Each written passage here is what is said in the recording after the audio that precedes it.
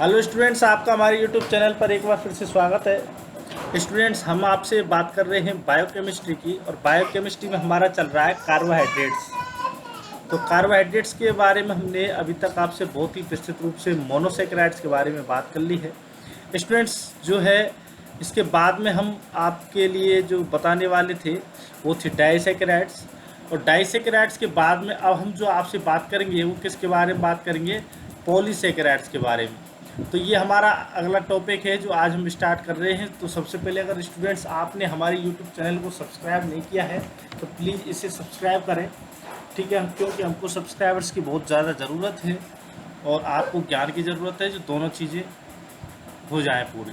तो पॉलीसेकेराइड्स जो होते हैं, पॉलीसेकेराइड्स क्या होते हैं? पॉलीसेकेराइड्स को सिंपली ग्लाइकेंस कहा जाता है। वो क्या करते हैं?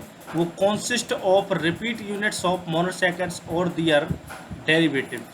तो जो मोनोसेकेराइड्स है उनकी जो मोर यूनिट्स होती हैं, यानी कि 10 से भी ज़्यादा यूनिट्स होती हैं, तो वो जो पॉलीसेकेराइड्स कहलाते हैं। और वो आपस में जुड़े रहते हैं मोनोसेकेराइड्स ग्लाइकोसाइडिक बॉन्ड्स के द्वारा, तब बनता है polysaccharide. They are primarily concern with two important function, structural and storage of energy. तो स्ट्रक्चर और स्टोरेज ऑफ एनर्जी, ये जो है इनका मेन इम्पोर्टेंट वर्क होता है।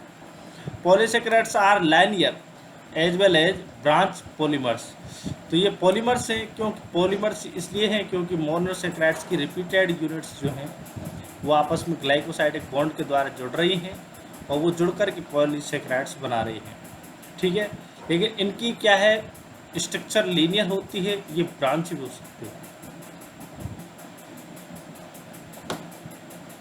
This is in contrast to structure of protein and nucleic acid which are only linear polymers। तो देखिए, अगर आप को कंपटीशन एग्जाम में अगर क्वेश्चन ये आ सकता है कि जो प्रोटीन्स होते हैं उनमें जो पॉलीमर्स होते हैं, कार्बोहाइड्रेट्स जो होते हैं, वो कैसी स्ट्रक्चर के पाए जाते हैं उनके साथ मिल करके, तो आपसे आप कहेंगे कि अगर ये जो पॉलीसेकेराइड्स हैं वो प्रोटीन या न्यूक्लिक एसिड के साथ की बात करते हैं, तो प्रोटीन की स्ट्रक्चर या न्यूक्लिक एसिड की स्ट्रक्चर के साथ में वर्क करते हैं, तो ये लिनियर पॉलीमर के रूप में काम करते हैं, ठीक है।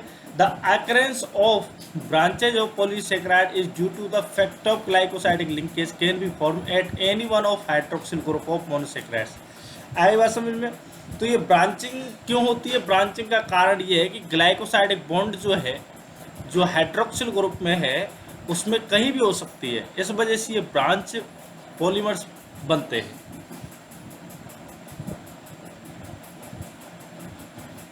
अब पॉलीसेकेराइड से वो टू टाइप्स के हैं। पहला है होमोपॉलीसेकेराइड्स।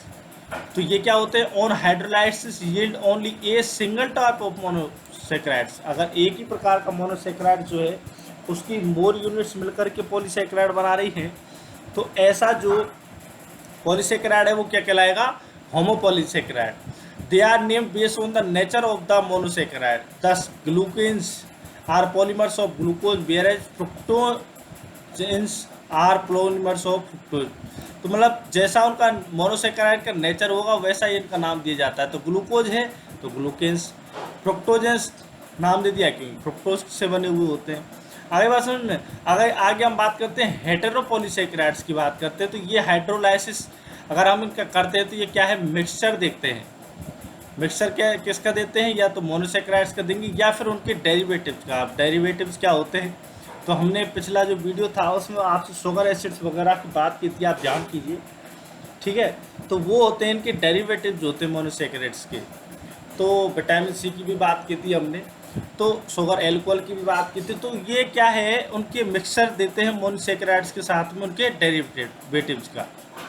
अब हम आगे पढ़ते हैं, आपसे होमोपॉलीसेकेराइड्स के बारे में बात करते हैं। तो सबसे पहले हम स्टार्च के बारे में बात करते हैं। स्टार्च का आपने नाम बहुत सुना होगा, ठीक है। तो स्टार्च की बात करते हैं। स्टार्च कैसे बना होता है, कैसे बना नहीं होता है, इसकी जानकारी हम पूरी लेते हैं। चलिए। Starch is the carbohydrate reserve of plants which is the most important dietary source for higher animals including man. तो जो स्टार्च होता है ये कहाँ पाया जाता है? प्लांट्स में पाया जाता है, ठीक है। और जो ज़्यादातर एनिमल्स होते हैं, ह्यूमन को भी मिलाकर के, उनका डाइटरी सोर्स होता है स्टार्च, ठीक है। हम बात करते हैं, जब भी आलू की बात करते हैं तो हम क्या कहते हैं कि उसमें स्टार्च ज़्यादा होता है। तो हम वहाँ पर बात करते हैं हाई कंटेंट ऑफ स्टार्च जो है found in cereals, roots, tubers, vegetables etcetera. तो ज़्यादा आप से अगर बात करें कि भाई स्टार्च कहाँ कहाँ ज़्यादा पाया जाता है, तो सीरियल्स में पाया जाता है, रूट्स में पाया जाता है, ट्यूबर्स में होता है, वेजिटेबल्स में ये स्टार्च ज़्यादा पाया जाता है। अच्छा, स्टार्च जो होता है वो क्या होता है? ये होता है homopolymer compose of D glucose units held by alpha glycosidic bond. Important points है, it is known as glucosan और ग्लूकेन। तो ये जो डी ग्लूकोज होता है उसकी होमोपॉलीमर जो यूनिट्स हैं उनसे मिलकर के बनता है। डी ग्लूकोज यूनिट्स आपस में जुड़ती हैं ग्लाइकोसाइडिक अल्फा ग्लाइकोसाइडिक बॉन्ड के द्वारा, तो तब जा कर के आपको स्टार्च मिलता है। तो इसी वजह से इनको क्या कहा जाता है? ग्लूकोजेन या ग्लूकेन कहा जाता है। Starch consist of two polysaccharide components, water soluble amylose जो कि 15 to 20% होता है, एंड ये वाटर इनसॉल्युबल एमाइलोपेक्टिन जो कि 80 से 85% होता है। तो दो पॉलीसेकेराइड्स होते हैं इसमें, कौन से? एमाइलोज होता है वो 15 से 20% और एमाइलोपेक्टिन होता है जो कि वाटर इनसॉल्युबल होता है जो 80 से 85% होता है। Chemically amylose is a long unbranch chain with 200 से 1000 D close units held by alpha 1 to 4 glycosidic bond, यानी एक कार्बन और चौथे कार्बन के बीच में भाई साहब इनमें क्या होता है? आपस में जो बॉन्ड होता है वो ग्लाइकोसाइडिक लिंकेज जो होती है बनती है, ठीक है। कितनी यूनिट से? 200 से 1000 डी ग्लूकोज यूनिट से स्टार्च बनता है। Amylopectin on the other hand is a branch chain, उससे क्या बनता है?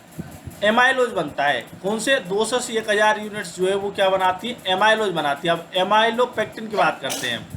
On the other hand it is branch chain with alpha 1 to 6 carbon, alpha carbon होगा और पहला कार्बन और छठवां कार्बन है उसमें ग्लाइकोसाइडिक बॉन्ड होगा, and alpha 1 to 4 linkage everywhere else. तो इनमें कहीं पर भी 1 to 4 जो है लिंकेज पाई जाती है। तो ये ऐसे बनते हैं एमाइलोपेक्टिन, ठीक है। आगे हम बात करते हैं amylopectin molecule containing a few thousand glucose units look like a branch tree, 20 to 30 glucose unit पर ब्रांच। तो हर ब्रांच पर 20 से 30 20 से 30 जो है ग्लूकोज यूनिट्स हर ब्रांच पर होती है, ठीक है। तो ये जो है एमाइलोपेक्टिन जो मॉलिक्यूल है वो इस प्रकार से कुछ थाउजेंड्स ग्लूकोज यूनिट से मिलकर के बना होता है। आगे बात समझिए। तो स्टार्च के बारे में हमने बात कर ली है कि ये कैसे कैसे बनता है, ग्लूकोज की यूनिट से मिलकर के बनता है ये, ठीक है। इसकी हमने बात भी कर ली है कि कहाँ कहाँ पाया जाता है, कौन कौन इसको खाता है और इनको जनरली क्या कहा जाता है। इसकी यूनिट्स के बारे में बात कर ली है, एमाइलोज और एमाइलोपेक्टिन के कंसंट्रेशन के बारे में बात कर ली है। फिर एमाइलोज कैसे बनता है ये भी बता दिया है, एमाइलोपेक्टिन कैसे बनता है इसके बारे में भी बता दिया है, ठीक है। तो इन चीज़ों को ध्यान रखिए, छोटी छोटी चीज़ें हैं जो कि एग्जाम में आते हैं। तो ये लिंकेज बात बता रखी है कि 1 to 4 जो है लिंकिंग इस प्रकार से होती है अल्फा एमाइलोज में, और एमाइलोपेक्टिन की स्ट्रक्चर की बात की तो 1 to 6 कार्बन जो होते हैं उनमें ये बनती है। तो ये 1 और 6 नंबर के कार्बन में आपस में ये लिंकेज बनी है, ठीक है। तो ये इस प्रकार की लिंकेज पाई जाती है, ये ब्रांच चेन होते हैं, इस वजह से इनमें 1-4 जो है लिंकेज भी पाई जाती है। चलिए आगे हम बात करते हैं। Starches are hydrolyse by amylase pancreatic और salivary to liberate dextrins and finally maltose and glucose units. तो ये जो है पॉइंट ये मोस्ट ऑफ द एग्जाम्स में पूछा जाता है कि इसका हाइड्रोलाइसिस कौन से एंजाइम्स के द्वारा होता है। तो एमाइलेज जो होता है वो सलाइवा में भी पाया जाता है और पैंक्रियाटिक जूस में भी पाया जाता है, उनके द्वारा दोनों के द्वारा ये टूटता है, ठीक है। और उससे आपको जो डेक्स्ट्रिन मिलेगा और फिर माल्टोज और ग्लूकोज यूनिट्स मिलेंगी। एमाइलेज जो है एक्ट करता है स्पेसिफिकली ऑन अल्फा 1 to 4